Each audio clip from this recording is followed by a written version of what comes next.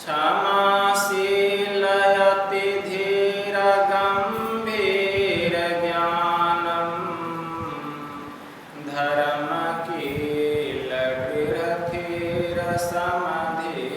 धर्मकीलगृहधीरसमधीरध्यानं जगत्त्राणकारी अघारी उदारं भगत प्राणरूपं दयागुण अपारं नमो सतगुरुं ज्ञानदाता सुस्वामी नमामि नमामि नमामि नमामि नमामि नमामि नमामि नमामि।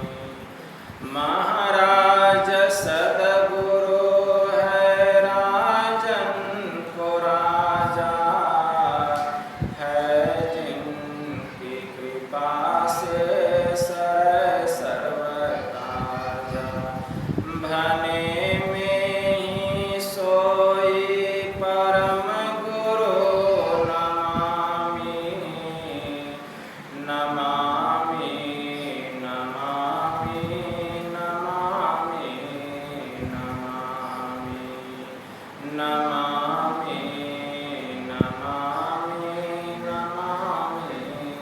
नमामि मंगलमूर्ति सद्गुरु मिलवे सर्वाधार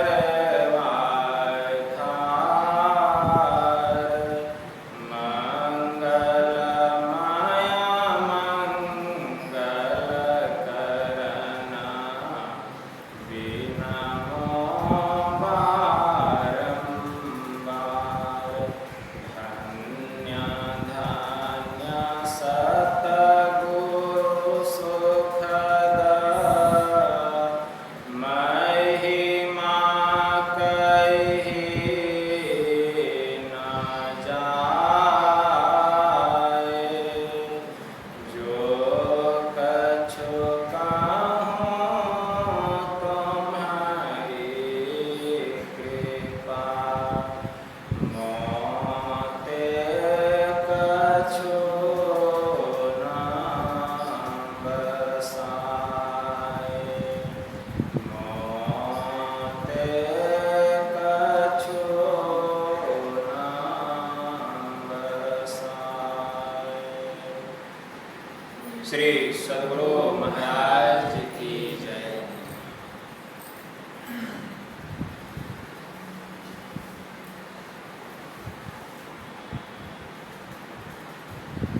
अव्यक्त रूप में अनंत श्री परम विभूषित परमाराध्य संत सद्गुरु महाराज के पावन कमल चरणों में बारंबार नमन। आदरणीय सत्संग प्रेमी गुरुजनों, भक्तिमती माताओं एवं धर्मशिला वर्णों, यह संत मत का साप्ताहिक रविवार का प्राणकालीन सत्संग है, जिसमें हम लोग अपनी अपनी उपस्थिति यत्र तत्र से दर्ज कर इस संत मत सत्संग के द्वारा ज्ञान योग युक्त ईश्वर भक्ति का संदेश दिया जाता है। प्रत्येक प्राणी मात्र को बोध कराया जाता है कि ज्ञान क्या है, योग क्या है, भक्ति क्या है, जीव क्या है, माया क्या है, ब्रह्म क्या है, प्रकृति क्या है। इन सभी रहस्यमय बातों का ज्ञान सत्संग के माध्यम से यह जो जीव अबोध बना हुआ है, सत्संग श्रवण करते करते वह सुबोध और परम ज्ञानी हो जाता है। अभी संत स्तुति और गुरु वंदना से पाठ का शुभारंभ हुआ। हम लोगों ने अति ही मनोयोग पूर्वक भक्ति युक्त ढंग से पाठ का श्रवण किया। तत्पश्चात श्री रामचरितमानस सार सटीक चतुर्थ सोपान किष्किंधा कांड से भी हम लोगों ने पाठ का श्रवण किया। पाठ के क्रम में हम लोग भगवान श्री राम और सुग्रीव जी के बीच में जो वार्ता हुई उसी को अभी हम लोग श्रवण कर रहे हैं। भगवान श्री राम ने जब मित्र धर्म का उपदेश किया कि मित्र का क्या धर्म होता है, तो यह सुनकर सुग्रीव को पूरा विश्वास हो गया कि अब बाली मारा जाए, पूरा विश्वास हो। और सुग्रीव के मन में वैराग्य उत्पन्न हो गया। जब वैराग्य उत्पन्न हुआ तो उसके मुंह से वैराग्यमय वचन निकला प्रभु श्री राम के पास। वैराग्यमय वचन क्या निकला? सुग्रीव जी कहते हैं, सुख संपत्ति परिवार बराई, सब परिहरि करहु सेवकाई, ये सब राम भगति में बाधक, कहीं संत पद तव अवराधक, सुख संपत्ति परिवार बराई। ऐसा क्यों कहा सुग्रीव ने कि मैं अपना सुख संपत्ति परिवार बराई हर चीज का परित्याग करके, हे प्रभु मैं आपकी सेवा करूंगा, सब परिहरि करहु सेवकाय। ऐसा इसलिए सुग्रीव जी ने कहा कि ये सब राम भगति में बाधक, कि हे प्रभु ये सब आपकी भक्ति में विघ्न डालने वाले, बाधा पहुंचाने वाले हैं। इसलिए प्रभु मैं वचन देता हूं कि इन सब का परित्याग करके मैं आपकी सेवा करूंगा। क्या? सुख संपत्ति परिवार बराई, मतलब हमारा जो यश है संसार में, इन सब का भी मैं परित्याग कर दूंगा। शत्रु मित्र सुख दुख जग माही, माया कृत परमारथ नाही। ये शत्रु मित्र सुख दुख ये सब जितने हैं ये माया रचित हैं, कोई भी इसमें परमार्थ नहीं। सपने हूं जेहि सन होई लड़ाई, जागत समुझत मन समुचाई। सुग्रीव जी ने कहा सपने में जिसके संग लड़ाई होती है, लेकिन जग जाने पर मन सकुचाने लगता है कि यह तो सपने की लड़ाई थी, यह यथार्थ नहीं था। जग जाने पर वह उसी समय समाप्त हो जाता है। उसी प्रकार इस संसार में जो हम देख रहे हैं, शत्रु मित्र सुख दुख, यह सब जहां तक संबंध लगा हुआ है, यह सब सपने की लड़ाई है, यह यथार्थ नहीं है। यह यथार्थ क्यों लग रहा है? क्योंकि अभी हम जगे नहीं। जैसे स्वप्न में कोई देखता है कि लड़ाई हो रहा है, झगड़ा हो रहा है, जगने पर यह भ्रम दूर हो जाता है। उसी प्रकार अभी हम लोग सोए हुए हैं, जगे हुए नहीं हैं। इसलिए ऐसा लग रहा है कि शत्रु मित्र सुख दुख यह अपना लग रहा है, यह सब सत्य, लेकिन वास्तव में कुछ भी सत्य नहीं, कुछ भी सत्य नहीं। यह ज्ञान कब होगा? जब हम तीन अवस्थाओं को पार करके चौथी अवस्था में जाएंगे। जागृत अवस्था को पार करके जब हम तुरीय अवस्था में जाएंगे तब इसका ज्ञान हो जाएगा। अभी ज्ञान नहीं हो। इस तरह के वैराग्यमय वचनों को सुनकर भगवान श्री राम ने सुग्रीव से कहा कि मित्र तुम चिंता नहीं करो, मैं एक ही बाण बाली को मारूंगा और वह मर जाएगा। क्योंकि बाली क्या है?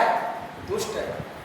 वह अपने छोटे भाई की पत्नी का अपहरण करके उसको अपनी पत्नी बना करके अपने घर में रखा था। एक बार अपने छोटे भाई का राज्य हड़प लिया था, तो उससे बड़ा पापी और दूसरा कौन होगा? कह करके भगवान श्री राम गए और एक पेड़ की ओट का सहारा लेकर उन्होंने एक ही बाण बाली को मारा और बाली वहीं धरती पर धराशायी हुए। उधर से उसकी स्त्री तारा विलाप करती हुई निकली और रोने लग गई, बाली को पकड़कर, अपने पति को पकड़कर रोने लग गई। यह देखकर भगवान श्री राम ने वहीं पर तारा को तत्व ज्ञान का उपदेश किया, ब्रह्म ज्ञान का उपदेश किया। भगवान श्री राम ने कहा, क्षितिजल पावक गगन समीरा अपंच रचित अति अधम शरीरा, कि हे तारा तुम किसके लिए विलाप कर रही हो? यह जो शरीर है, यह शरीर बहुत ही अधम है, क्योंकि इससे जीव निकल गया, इससे जीवात्मा निकल गया, इसीलिए यह शरीर अधम हो गया। जब तक इस शरीर के भीतर में जीव है तब तक इसका महत्व है, और जैसे ही शरीर से जीव निकल गया, आत्मा निकल गई, इसका महत्व समाप्त हो गया। संत सूरदास जी महाराज की वाणी में आया, जा दिन मन पंछी उड़ी जई है, ता दिन तेरे तन तरुवर के सब पात झरी जई। जा दिन मन पंछी उड़ी जई है, तीन नाम तन विष्ठा कृमि होए, नातर खाक उड़ई है, कहाँ वह रैन, कहाँ वह शोभा, कहाँ रंग रूप दिखई। जिन लोगन सो नेह करत हो, सो तो ही देखी घिनई है, ते ही ले बांस दियो खोपड़ी में, शीश फारी बिखरई। घर के कहत सवेरे कार हो, अब भूत होए घर खई है, जा दिन मन पंछी उड़ी जई। इतना ही नहीं, नर बपू धर जो जन नहीं गुरु के, जम के मार्ग जई हैं, सूरदास भगवंत भजन बिनो, वृथा सो जन्म गवई है। जा दिन मन पंछी उड़ी जई है, ता दिन तेरे तन तरुवर के सबे पाप झरी जई। जिस दिन इस शरीर से आत्मा रूपी पंछी, आत्मा रूपी हंस निकल जाएगा, उस दिन यह शरीर को कोई नहीं पूछेगा। तीन गति इसकी हो जाएगी। तीन नाम तन विष्ठा कृमि होए, नातर खाक उड़े। इस शरीर की तीन गति हो जाएगी।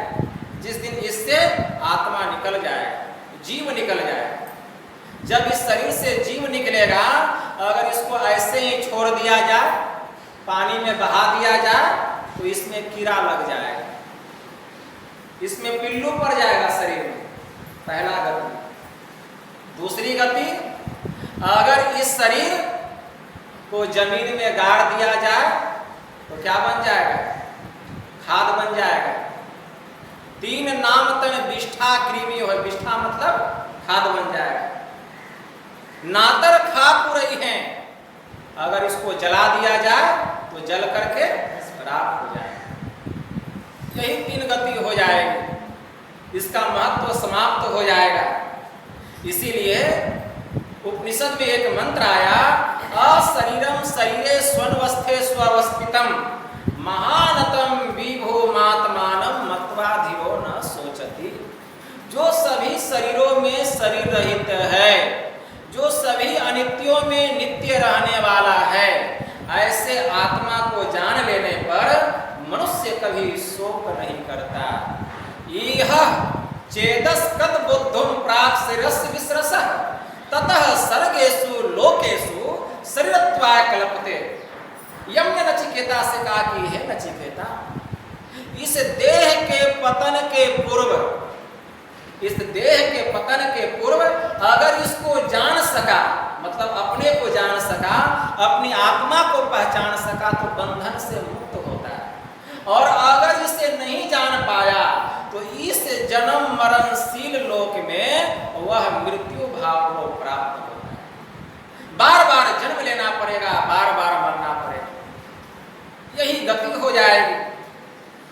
इसीलिए भगवान श्री राम ब्रह्म ज्ञान का, तत्व ज्ञान का उपदेश कर रहे हैं। हे तारा, क्षिति जल पावक गगन समीरा, मिट्टी, जल, अग्नि, हवा और आकाश, यही पंचभूतों से मिलकर हमारा यह शरीर बना है।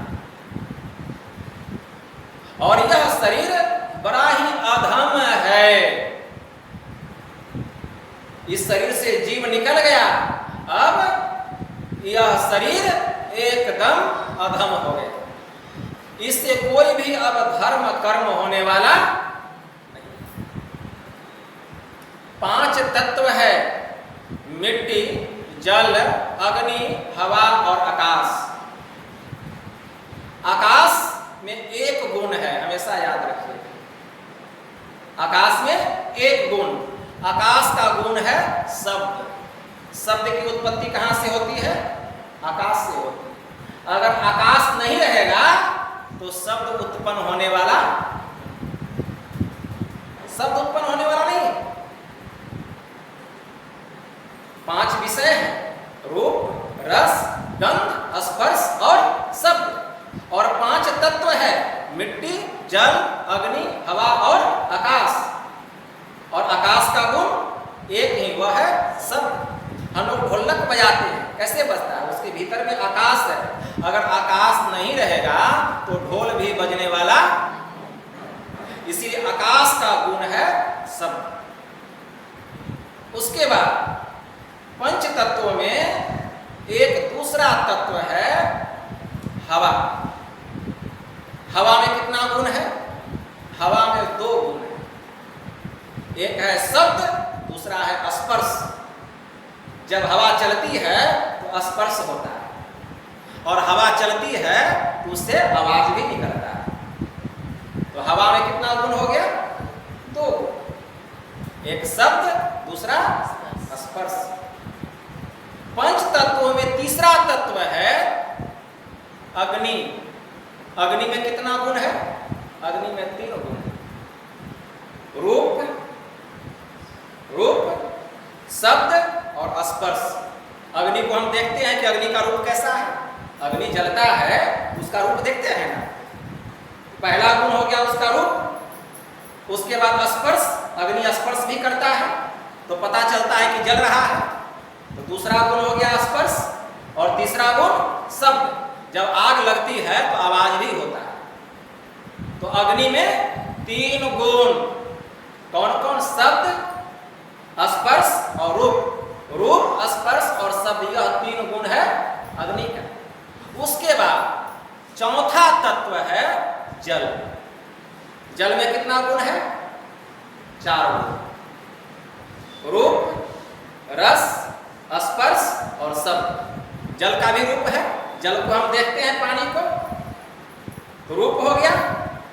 रस, उसमें रस भी है, स्पर्श भी है। जब जल डालते हैं तो स्पर्श होता है, और उसमें शब्द भी है। जब जल की धारा कहीं से गिरती है तो आवाज भी होता है। तो जल में कितना गुण हो गया? 4 गुण। 5वां तत्व है मिट्टी।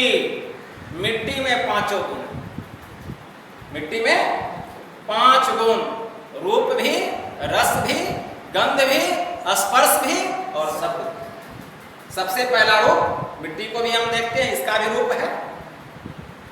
रस, मिट्टी कहां से निकला है? धरती की उत्पत्ति कहां से हुई?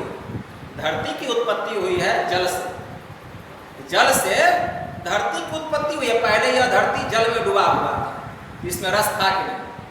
जब जल में यह धरती डूबी हुई थी तो इसमें रस भी होगा, तो रूप हो गया, रस भी हो गया। मिट्टी में रस भी है, तो रूप, रस, गंध। मिट्टी से गंध की उत्पत्ति होती है, इसमें गंध भी है, मिट्टी में गंध भी है। स्पर्श, मिट्टी का स्पर्श भी होता है। शब्द, एक ढेला लेकर किसी को मारिए या टकराइए, उससे आवाज भी निकलता है। तो 5 गुण मिट्टी। और जो जितना सूक्ष्म होता है वह उतना ही व्यापक होता है, उसका विस्तार उतना ही विशेष होता है। जैसे 5 तत्वों में खूब बढ़िया से समझ लीजिए, खूब बढ़िया से समझिए। 5 तत्व में मिट्टी का विस्तार देखिए कितना है, देख रहे हैं ना, मिट्टी का विस्तार कितना अधिक। इस मिट्टी से भी कई गुना अधिक विस्तार जल का। इस धरती पर 3 भाग जल है तो 1 भाग मिट्टी। और मिट्टी की उत्पत्ति, धरती की उत्पत्ति कहाँ से हुई है? जल से हुई है। तो जल जो है इसमें व्यापक है, इसमें मिट्टी में व्यापक है। जल मिट्टी में व्यापक होकर मिट्टी के अंदर घुस करके इससे कई गुना कितना बाहर फैला हुआ है, इसका अनुमान नहीं लगाया जा सकता। क्यों? क्योंकि जल जो है मिट्टी से अधिक सूक्ष्म है। तो जो जितना सूक्ष्म होता है उसका विस्तार उतना ही अधिक होता है और वह उसमें उतना ही अधिक व्यापक होता है, मतलब घुसा हुआ होता है। जल से भी अधिक सूक्ष्म कौन है? अग्नि। जल से अधिक सूक्ष्म अग्नि है, क्योंकि जल की उत्पत्ति कहां से हुई? अग्नि से हुई। अगर अग्नि नहीं होता तो जल भी नहीं होता। जल कैसे बना? आकाश में बहुत जोर का बिजली कंपन हुआ और उसी से जब बादल फटा तो बारिश होने लगा और सब नदी तालाब सागर। तो जल की उत्पत्ति कहां से हुई? अग्नि से हुई। तो अग्नि जो है जल में, मिट्टी में व्यापक होकर इससे कितना बाहर फैला हुआ है, इसका अनुमान नहीं लगाया जा सकता, क्योंकि इसका विस्तार मिट्टी और जल दोनों से विशेष है। और अग्नि से भी अधिक विस्तार वाला और अधिक व्यापक कौन है? हवा। इसीलिए हवा अग्नि में, जल में और मिट्टी में व्यापक होकर इससे बाहर कई गुना कितना विशेष फैला हुआ है, इसका कितना अधिक विस्तार है, इसका अनुमान नहीं लगाया जा सकता। इसलिए अग्नि की उत्पत्ति कहां से बताई गई? हवा से बतलाई। अग्नि की उत्पत्ति हवा से बतलाई। इसलिए हवा अग्नि में, जल में और मिट्टी में, तीनों में व्यापक होकर इससे कई गुना कितना बाहर फैला हुआ है, इसका अनुमान नहीं लगाया जा सकता। और हवा से ही अग्नि की उत्पत्ति हुई और हवा से भी अधिक विस्तार है आकाश का। 5 तत्वों में सबसे प्रबल तत्व क्या है? आकाश। आकाश से हवा की उत्पत्ति हुई। इसलिए आकाश हवा में, अग्नि में, जल में और मिट्टी में व्यापक होकर, व्यापक का मतलब इसके भीतर घुस करके इसके बाहर कई गुना कितना फैला हुआ है, इसका कोई अनुमान नहीं लगा। और आकाश से भी सूक्ष्म क्या है? हमारा यह मन, इससे सूक्ष्म, आकाश से भी सूक्ष्म। तो जो जितना सूक्ष्म होगा उसका विस्तार उतना ही विशेष होगा। भगवान श्री राम कहते हैं और उपनिषद में भी मंत्र आया। यम ने नचिकेता से कहा कि हे नचिकेता, इंद्रेभ्यम परम मनो मनसः सत्वमूतमं सत्वादधि महानात्मा महतो व्यक्तमूतमं, कि इंद्रियों से उत्कृष्ट मन है। इंद्रियों से उत्कृष्ट मन है। मन से बुद्धि श्रेष्ठ है, बुद्धि से महतत्व बढ़कर है, और महतत्व से भी अव्यक्त उत्तम है, और अव्यक्त से भी वह जो परम पुरुष परमात्मा है वह सर्वश्रेष्ठ है, जिसको जानकर जीव मृत्यु पर विजय प्राप्त कर लेता है। अशब्दम अस्पर्शम रूपम वयम तथा रसम नित्यम गंधवचच यत अनाद्यनंतम महता परम ध्रुवम निश्चय तन मृत्यु मुखात परमुच्यते। अशब्दम जो कि शब्द रहित है, अस्पर्शम जो कि स्पर्श रहित है, जो गंध रहित है, अशब्दम अस्पर्शम रूपम वयम जो रूप रहित है तथा रसम गंधवचच यत, जो कि हर प्रकार के रस से रहित है, गंध से रहित है। अनाद्यनंतम, जो अनादि और महतत्व से भी परे का है, उसको जान लेने पर जो कि ध्रुव सत्य है, अनाद्यनंतम महता परम ध्रुवम नित्यायतन मृत्यु मुखात् प्रमुच्यते, जो अनादि और महतत्व से भी परे का है, जो ध्रुव निश्चल है, ऐसे महान आत्मा को जान लेने पर मनुष्य मृत्यु पर विजय प्राप्त कर लेता है। कब? जबकि हम आत्मा को जान लेते हैं तब। अपना ज्ञान सत्य सोई जो बिन से नाही, सत्य सोई जो बिन से नाही, चित्त चेतन सब घट माही, रहे आनंदे सकल आनंदा, अताते नाम सच्चिदानंदा। तो सत्य यह जो आत्मा है, यह सत्य है, उसी परमात्मा का अंश है जो परम सत्य है। जिस दिन यह आत्मा का ज्ञान हो जाएगा, उसी दिन परम सत्य परमात्मा की पहचान हो जाएगी। लेकिन यह ज्ञान कैसे होगा?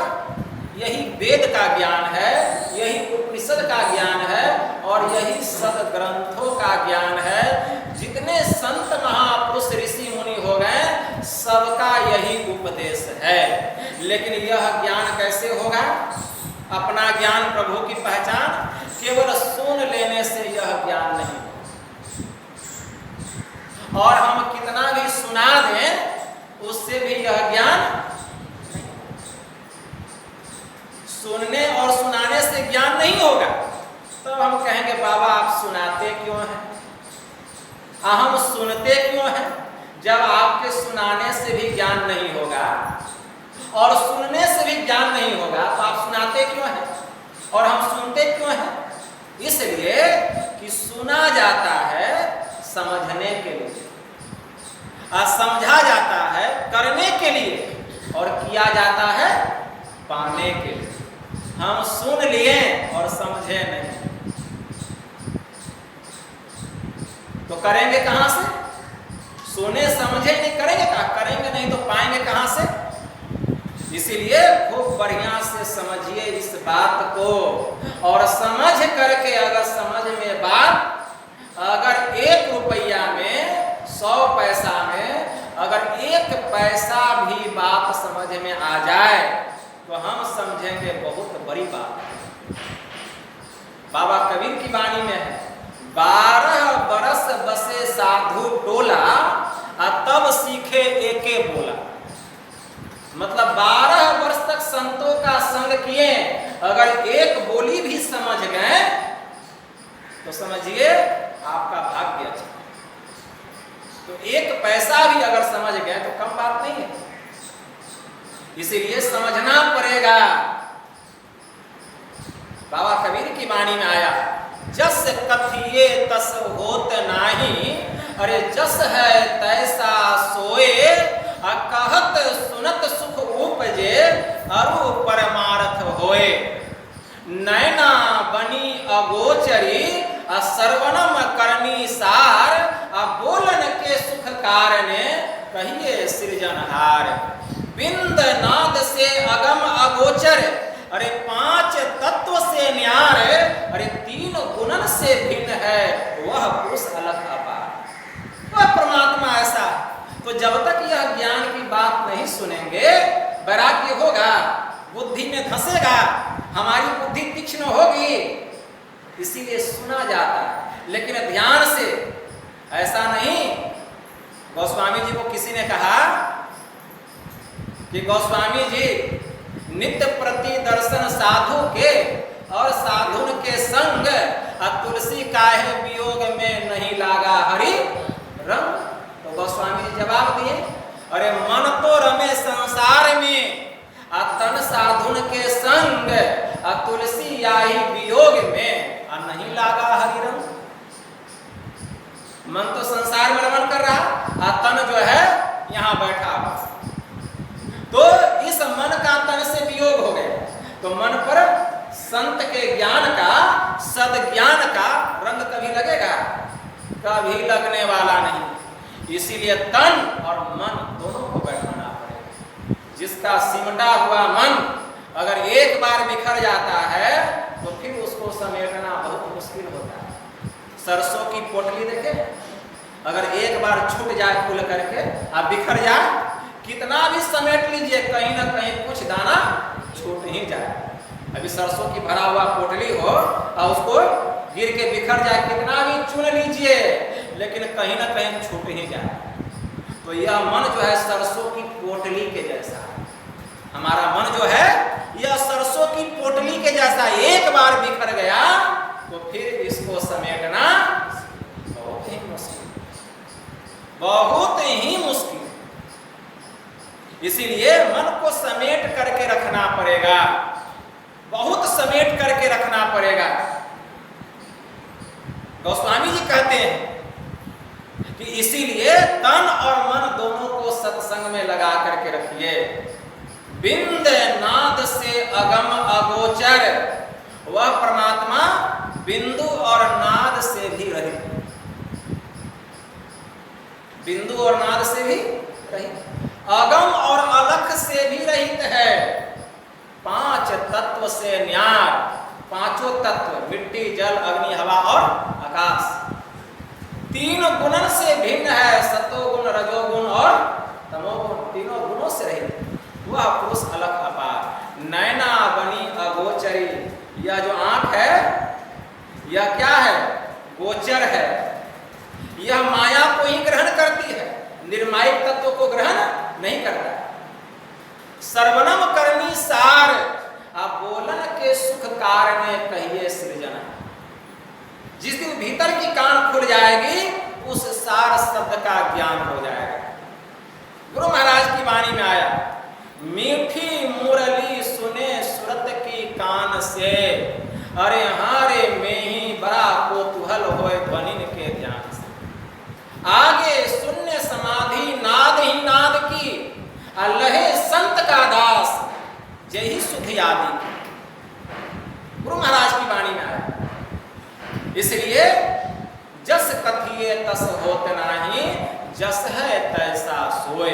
वह प्रभु के बारे में जैसा सब लोग कहते हैं वह वैसा नहीं। बहुत लोग सोचते हैं कि परमात्मा कोई बहुत बड़े महल में रहते हो, वह महल बड़ा ही सुंदर होगा, लेकिन ऐसी बात नहीं है। जैसा लोग कहते हैं वह वैसा नहीं है, और जैसा वह है वैसा लोग नहीं कहते। क्यों? क्योंकि वह मन, वाणी, बुद्धि और रसना से बड़े का विषय। इस जिह्वा के द्वारा हम उसका वर्णन नहीं कर सकते, इस मुख के द्वारा 100 करोड़ ब्रह्मा अगर उसका बखान करे वो भी नहीं कर सकता है। कोटि है ब्रह्मा, कोटि विष्णु जहां खड़े हैं, कोटि है ब्रह्मा, कोटि शिव जहां खड़े हैं, कोटि विष्णु जहां कथे बानी, कोटि देवी जहां खड़ी है चेरियां, अब कोटि फन सहस मरम न जानी। कोटि आकाश पतालहु कोटि, कोटि ब्रह्मांड सो कोटि ज्ञानी। दास पलटू कहे अरे बड़े दरबार में, इंद्र है कोटि जहां भरे पानी। यह भी पानी भरते हैं, इनके बारे में बखान नहीं किया जा सकता। उपनिषद में एक मंत्र आया कि हम उसको कैसे ग्रहण कर सकते हैं, उस प्रभु को हम कैसे प्राप्त कर सकते हैं। बड़ा सुंदर मंत्र आया। यम ने नचिकेता से कहा, कठोपनिषद में एक मंत्र आया, नायमात्मा प्रवचनेन लभ्यो न मेधया न बहुना श्रुतेन यमे वैस विवृणुते तेन लभ्य ऐस आत्मा विवृणुते तनु स्वाम। यम ने नचिकेता से कहा, नायमात्मा प्रवचनेन लभ्यो। नायमात्मा मतलब यह जो आत्मा है नाना प्रकार के वेदाध्ययन के द्वारा ग्रहण होने योग्य क्या हासिल हो जाएगा? आत्मा का ज्ञान हो जाएगा? नहीं होगा। न मेधया, यह जो आत्मा है बहुत अधिक मेधा शक्ति के द्वारा, धारणा शक्ति के द्वारा भी ग्रहण होने योग्य। न बहुना श्रुतेन, यह जो आत्मा है बहुत अधिक सत्संग सुनने से भी, ज्ञान ध्यान की बात सुनने से भी यह ग्रहण होने योग्य नहीं। तब कैसे होगा? यमे वैस वृणोते तेन लभ्य ऐस आत्मा विवृणोते तनु स्वाम। यह जो आत्मा है, यमे वैस वृणोते तेन लभ्य ऐस आत्मा विवृणोते तनु स्वाम। साधक जिस आत्मा का वर्ण करता, मतलब ध्यान करता, जो अंतः साधना करता, इसी वर्ण किए हुए आत्मा से जब हम चारों जड़ के शरीर से अपने को अलग कर लेते हैं, फुटा लेते हैं, जैसे दूध को मथते मथते जब उससे घी को अलग कर लेते हैं, तो उसी प्रकार साधना के द्वारा, साधना रूपी भट्टी में जब हम अपने को खूब तपाते हैं, तपाना का मतलब खूब ध्यान करते हैं, खूब ध्यान करते हैं, जिमी दूध के मथन से निकसत है घीव जतन से, अतिमी ध्यान के लगन से, अरे पार भ्रम ले निहार। जैसे दूध को मत्ते मत्ते घी निकल जाता है, अब फिर उस घी को दूध में डाल दीजिए, उसमें तैरने लगता है, उसमें मिलता नहीं। उसी प्रकार जो महापुरुष, जो जोगी योग करते करते इस आत्मा को जड़ से जो फुटा लिया है, अलग कर लिया है, वह इस संसार में भी रहेगा तो संसार से अलग होकर के ही रहेगा। संसार का कोई परत उसके ऊपर पड़ने वाला, संसार का कोई भी लेप उसके ऊपर लगने वाला। तो यह जो आत्मा है, साधक जिस आत्मा का वर्ण करता है, उसी वर्ण किए हुए आत्मा से आत्मा अपने स्वरूप को प्रकाशित कर देती है। कैसे प्रकाशित कर दी? जैसे चारों जड़ का आवरण उतर जाता है, स्थूल सूक्ष्म कारण महाकारण, चारों जड़ का आवरण जब उतर गया, क्योंकि ये चारों नाशवान शरीर है, इसका नाश होता है, लेकिन जो शुद्ध चेतन है उसका नाश कभी नहीं।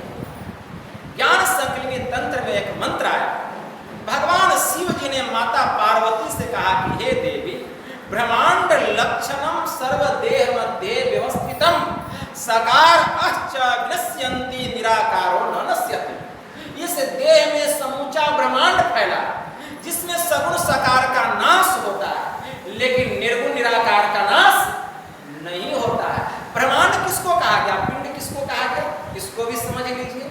बहुत लोग पिंड कहते हैं और ब्रह्मांड कहते हैं, लेकिन किसी से पूछा जाए तो ठीक ठीक जवाब उसका नहीं।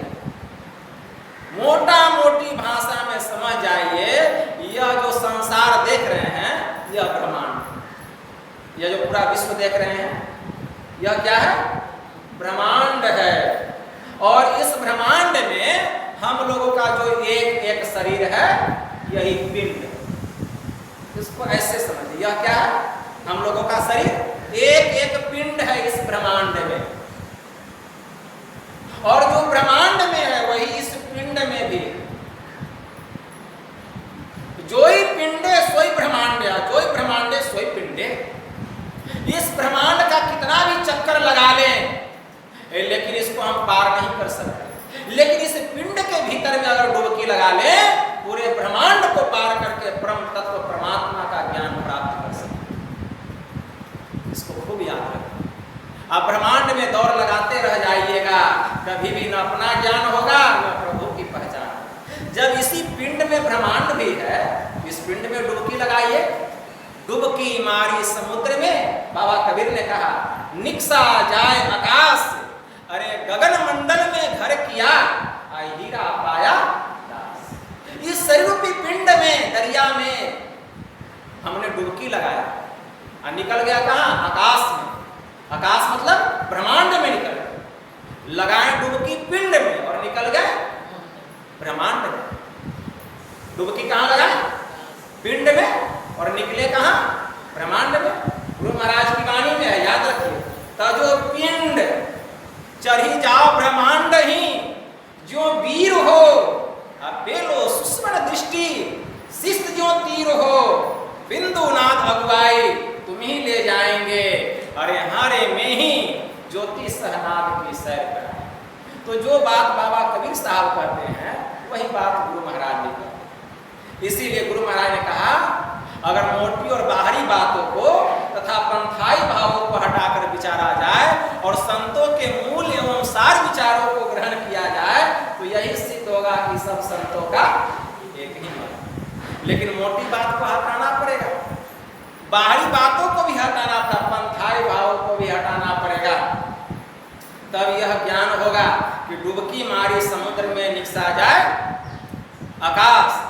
आप गगन मंडल में घर किया, घर कहाँ किया? गगन मंडल। कौन सा गगन?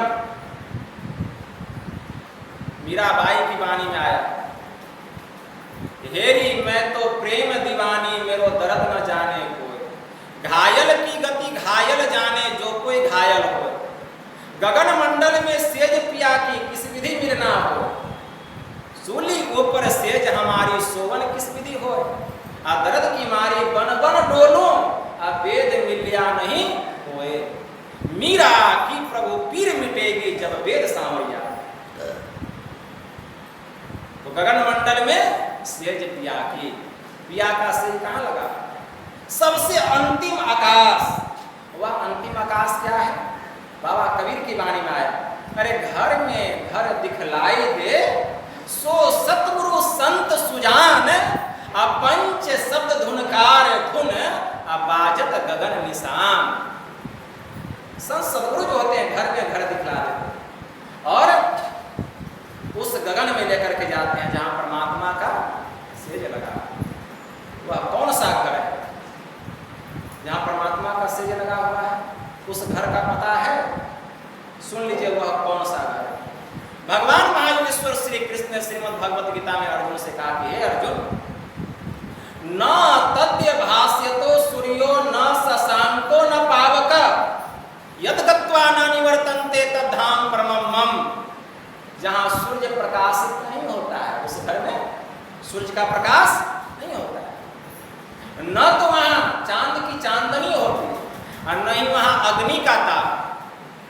यद गत्वा न निवर्तन्ते, जो वहां चला जाता है एक बार उस घर में फिर वहां से वापस आना नहीं होता। ऐसा हमारा वह परम पद है। बाबा कबीर की वाणी में आया उस घर के संबंध में। वह घर कैसा है? बाबा कबीर कहते हैं, कहता हूं उस देश की बतिया, अरे जहां न होत दिन रतिया, नहीं रवि चंद्र और तारा, नहीं उजियार अंधियारा, नहीं तह पवन और पानी, गए वो देश जिन जानी, नहीं तहां धरनी आकाशा, करे कोई संत तहां बासा, उहुआ गम काल को नाही, तहमा नहीं भूख और छाई, सो हंगम नाद उहुआ नहीं भाई, न बाजे शंख सहनाई, नी अक्षर जाप कह जापे, उठत धुन सुन से आपे, मंदिर में दीप बहुबारी, अरे नयन बिनु भई अंधियारी, आंख है उस घर में कैसे जाएगा? आत्म दृष्टि की प्राप्ति होनी चाहिए। कबीरा देश है न्यारा, लखे कोई राम का प्यार। संत यारी साहब की वाणी में आया, दो मुंदी के निज अंदर देखा, नहीं चांद सूरज दिन राती है रे, रोशन समा बिनु तेल दिया बाती, उस ज्योति की सवे सिखाती है रे, गोता मारी देखो आदम, और नहीं कोई संग साथी है रे, यारी कहे तहकीक किया है, उस मलकुल मौत की तू जाती। जिस जाति का वह प्रभु है उसी जाति के तो हम हैं स्वजाति, लेकिन यहाँ आके परजाति हो गए। ऐसा वह देश है। जो कोई चला जाता है तो गगन मंडल में सेज व्याख्या सेज लगा। बाबा कबीर ने बड़ा अच्छा कहा, मोर तोर मनवा कैसे एक होए। कैसे एक होगा? कोई उस देश में चला गया और आप इसी देश में, तो उसका मन आपके मन से मिलेगा? मोर तोर मनवा कैसे एक होई रे। तू कहता कागज की लेखी, अब मैं कहता आंखों की देखी। तू तो कागज की लिखी हुई बात सुनाता है, अब मैं कहता आंखों की देखी। क्या? अरे कहा सुनी की बात नहीं, मैं सुन करके नहीं कह रहा, मैं सुनी सुनाई बात नहीं कहता, कहा सुनी की बात नहीं, क्या देखा देखी की है बात। आ दुल्हा दुल्हीन मिल गए, अब फीकी पड़ी बारात। बारात का शोभा कब तक होता है? जब तक दुल्हा दुल्हीन नहीं मिला है, तब देखिए बारात का शोभा। और जैसे पता चला कि दुल्हा दुल्हीन मिला, बारात का शोभा समाप्त, सब अपना अपना घर। तो यहाँ दुल्हीन कौन है? जीवात्मा, और दूल्हा कौन है? परमात्मा। तो दुल्हा दुल्हीन मिल गए, उस घर में जब दुल्हीन चली गई, घूंघट हट गया। घूंघट जब तक दुल्हीन नहीं हटाएगी तो परमात्मा रूपी प्रियतम का दर्शन कैसे करेगी? दूल्हा का दर्शन कैसे करेगी? तो घूंघट क्या है? घूंघट है अंधकार, प्रकाश और सत्य। बाबा कबीर ने कहा, घूंघट का पट खोल रे तो को पियो मिलेंगे, घट घट में वह साईं रमता, कटुक वचन मत बोल रे तो को पियो मिलेंगे। धन जोवन का गर्व न कीजे, झूठा पचरंग चोल रे तो को पियो मिलेंगे। शून्य महल में दिया ना बारी ले, आशा से मत डोल रे तो को पियो मिलेंगे। जोग जुगुत से रंग महल में, वही है रंग महल, जोग जुगुत से रंग महल में पिया पायो अनमोल रे। कहे कबीर आनंद भयो। अब आनंद, दुल्हा दुल्हन मिला तब ना आनंद, बाजत अनहद ढोल तो को पियो। ऐसा वह है। तो दुल्हा दुल्हन मिल गए, फीकी पड़ी बारात, काम तमाम हो गए। तो इतना जो ज्ञान की बात सुने, इसी काम को करने के लिए सुने। यह काम नहीं किए, घर गए सो गए तो क्या हो गया? सब बेकार हो गया, व्यर्थ हो गया। यही उपदेश भगवान श्री राम तारा को दे रहे हैं। सो तनु तब आगे सोवा, जीव नित्य तुम कहीं लगी रोवा। हे तारा, तुम किसके लिए रो रही हो? बाली के लिए रो रही हो? अरे यह तो मिट्टी का शरीर है, मिट्टी में मिल गया, पंचभूतों का बना। सो तनु तब आगे सोया, तुम्हारे सामने सोया हुआ। अगर इस शरीर के लिए रो रही हो तो यह शरीर पहले भी मरा हुआ था और अभी भी मरा हुआ है। अजीव नित्य, अगर इस शरीर में रहने वाला जो जीव था, जो आत्मा था, अगर तू उसके लिए रोती है तो वह जीव कभी मरता नहीं है। देखो, बाली के लिए स्वर्ग पर से दिव्य विमान आया, और बाली, अरे प्रभु के हाथ से कोई मरेगा तो नरक में जाएगा, स्वर्ग में जाएगा। क्यों मरा?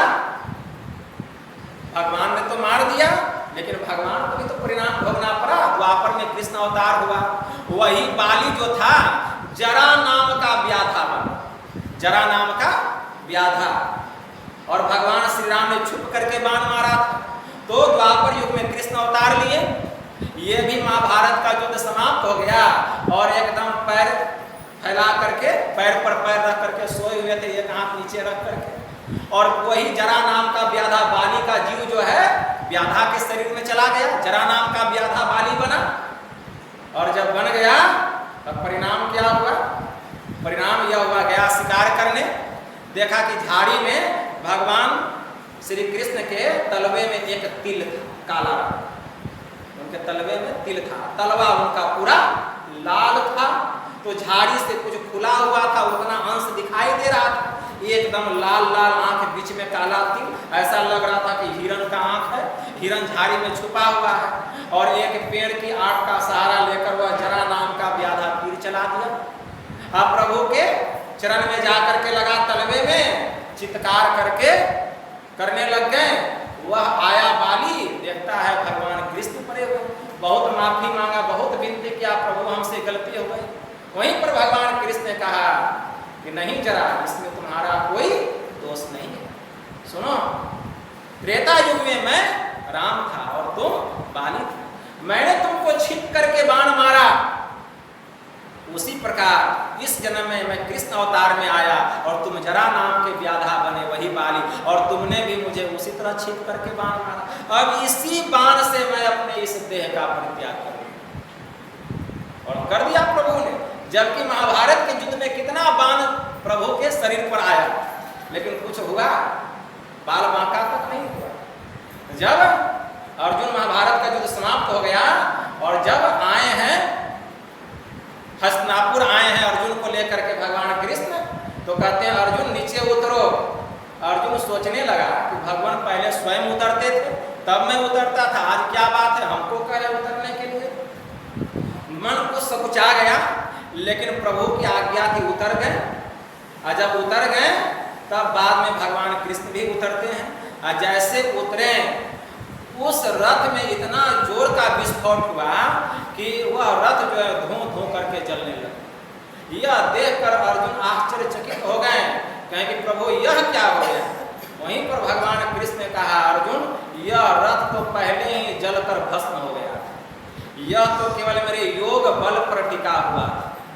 अगर आज मैं पहले उतर जाता तो तुम भी इसी रथ के साथ जलकर भस्म हो जाता।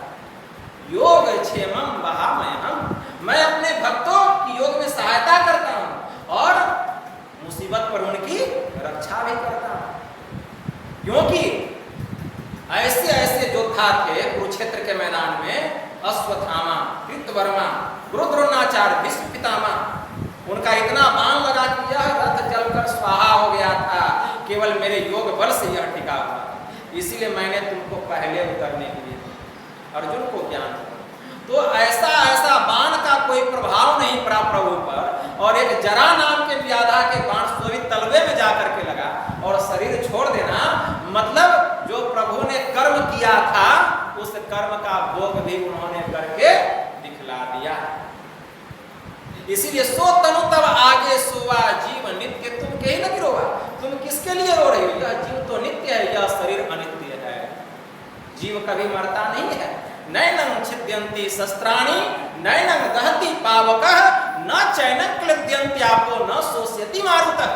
भगवान कृष्ण ने श्रीमद् भगवत गीता में अर्जुन से कहा कि यह आत्मा ऐसा है इसको किसी भी अस्त्र शस्त्र से काटा नहीं जा सकता, इसको अग्नि जला नहीं सकती, इसको जल भिंगा नहीं सकता और हवा इसको उड़ा नहीं सकती। फिर तुम किसके लिए विलाप कर रही हो।